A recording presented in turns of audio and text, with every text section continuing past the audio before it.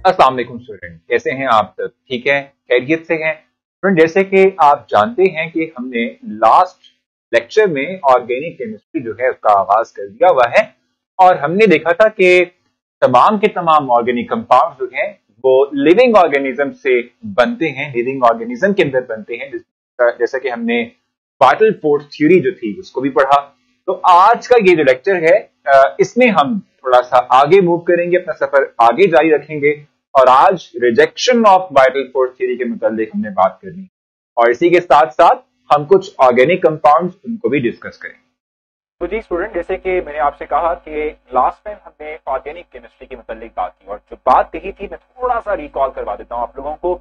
हमने vital force theory, Jacob बेrzelius ने vital force theory हमें प्रपोज की और हमें कहा कि ऑर्गेनिक कंपाउंड जो है they can only prepared by the living organism. ठीक है, वो सिर्फ लिविंग ऑर्गेनिज्म से ही प्रिपेयर हो सकते हैं, नॉन लिविंग थिंग्स जो है उनको प्रिपेयर नहीं कर सकती। ये जैकब बेrzelius का कहना था। ठीक है, फिर आज का जो लेक्चर है इसमें हम देखेंगे कि ये जो ईयर है अराउंड 1828, ये ईयर कौन सा है भाई, याद रखिएगा ये ईयर बहुत इंपॉर्टेंट है क्योंकि इस ईयर में रेवोल्यूशन आई थी केमिस्ट्री के अंदर, ऑर्गेनिक केमिस्ट्री के अंदर एक रेवोल्यूशन आई थी और इससे हमें आज के दिन बहुत बेनिफिट है। मैं बताऊंगा कैसे बेनिफिट है। ठीक है, सो 1828 की ये बात है कि 1828 में एक साइंटिस्ट, एक महान साइंटिस्ट जिनका नाम जो है बोहलर है, ठीक है, ये सामने आए और भाई इन्होंने किया क्या, इन्होंने किया ये कि इन्होंने जो बात वाइटल फोर्स थ्योरी में कही गई थी उसको रिजेक्ट कर।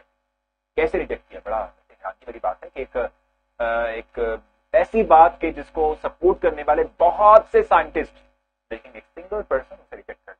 किस तरह से रिजेक्ट करता है भाई, बोहलर जो है वो एक कंपाउंड जो कि ऑर्गेनिक भी नहीं, एक इनऑर्गेनिक, एक साइनाइड कंपाउंड है, ठीक है, जिसको वो बेसिकली देखना चाह रहे थे, उसकी कुछ प्रॉपर्टीज रिलेट करना चाह रहे थे, उससे आप समझ लें कि खेलना चाह रहे थे। ठीक है, थोड़ा सा टेम्परेचर प्रोवाइड किया।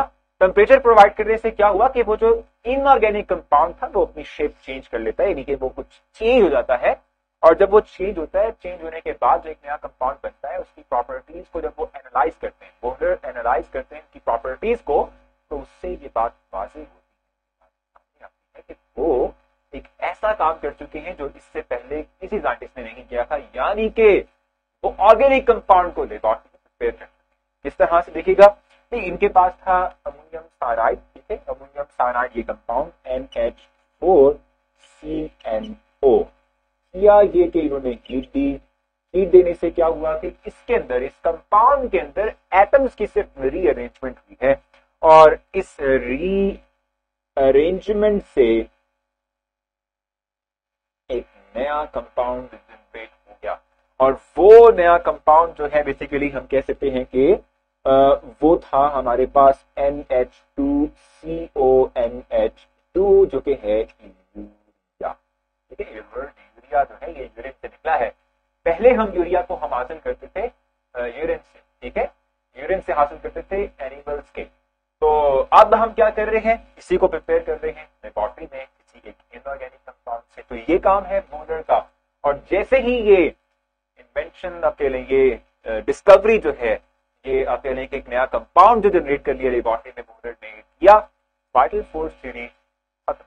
वाइटल फोर्स थ्योरी का काम नहीं रहा, वाइटल फोर्स थ्योरी रिजेक्ट हो गई और तमाम साइंटिस्ट हैं जो बिलीव करते थे उनकी सोच भी बदल गई। और मैंने आपको बताया ना कि ये रेवोल्यूशनरी एरा है, ठीक है, यानी कि एक ऐसा टाइम कि जिसने केमिस्ट्री को कहते हैं ना 180 डिग्री पर रोटेट करवा दिया। ठीक है, वो किस तरह से, इसके बेनिफिट भी बहुत ज्यादा, बेनिफिट किस तरह से ज्यादा। देखिए, अगर ये काम ना हुआ होता तो अभी तक हम स्टिल यही बिलीव कर रहे होते कि ऑर्गेनिक कंपाउंड सिर्फ लिविंग ऑर्गेनिज्म ही बना सकते हैं, हम नहीं बना सकते, लेबोरेटरी में नहीं प्रिपेयर हो सकते। अगर यही बात होती तो ये जो आप प्लास्टिक यूज करते हैं ना, ये ना होती आज। इसी तरह से ये जो मेडिसिन आप डिफरेंट यूज कर लेते हैं, ये इतनी आसानी से अवेलेबल ना होती कि पहले हम मेडिसिन टोटली डिपेंड करते थे किस पे, प्लांट्स पे डिपेंड करते थे, और अब देखें कि हम हर तरह की मेडिसिन को हासिल कर लेते हैं। ठीक है, तो ये वो साइंटिस्ट हैं जिन्होंने ये स्टेप लिया। स्टेप तो खैर नहीं लिया, ये तो एक्सीडेंटली काम हो गया, लेकिन फिर भी एक्सीडेंटली हो, भले जैसे भी हो, लेकिन इसकी वर्थ बहुत ज्यादा है। ठीक है, और इसी तरह से एक और साइंटिस्ट भी हैं, यानी कि एक तो 1828 में आपको जो है एक बड़ा सबूत मिल गया कि ऑर्गेनिक कंपाउंड बन सकते हैं, इसके साथ साथ एक और साइंटिस्ट भी है, महान साइंटिस्ट है ये भी, कोल्ब है हमारे पास, ठीक है। कोल्ब है कि जिन्होंने 1845 के अंदर, ठीक है, 1845 ये आप कह रहे हैं कि ईयर है, इसमें कि इन्होंने क्या किया था, एसिटिक एसिड को प्रिपेयर किया, एसिटिक एसिड को प्रिपेयर किया, ये भी एक ऑर्गेनिक कंपाउंड, ठीक है, एसिटिक एसिड को प्रिपेयर किया, तो भी लेबोरेटरी में प्रिपेयर किया। तो एक तो ये ऊपर से फिर इन्होंने भी कर लिया, तो वाइटल फोर्स सीरीज जो है टाटा बाय बाय, ठीक है।